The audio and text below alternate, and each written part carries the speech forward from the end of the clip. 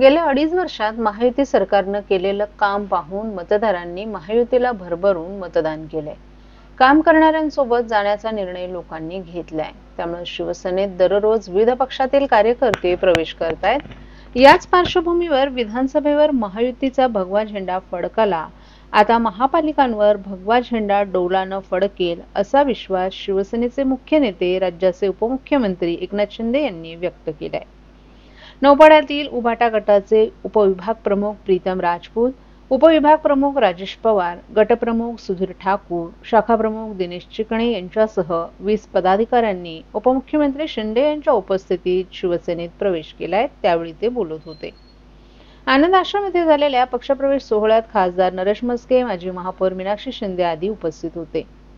ठाणे जिल्हा हा धर्मवीर आनंद दिघे यांचा बालेकिल्ला असल्याचं उपमुख्यमंत्री शिंदे यांनी सांगितलं. ठाणे शिवसेनेचा गड आहे. ठाणे महानगरपालिकेतील विद्यमान 72 नगरसेवक शिवसेनेसोबत आहेत.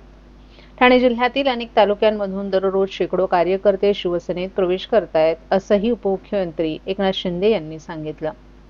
खरी शिवसेना आणि धनुष्यबाण जो काँग्रेसच्या दावणीला बांधला होता, तो सोडवण्यासाठी आम्ही उठाव केला. आतापर्यंत मुंबईतील 70 नगरसेवकांनी शिवसेनेत प्रवेश केलाय. यावरून खरी शिवसेना कोणाची हे लोकांनी शिक्कामोर्तब केलं असल्याचंही त्यांनी सांगितलं. निवडणुका डोळ्यांसमोर ठेवून कधी काम करत नाहीत. शिवसेनेचं काम वर्षाचे 12 महिने म्हणजेच 365 दिवस सुरू असतं.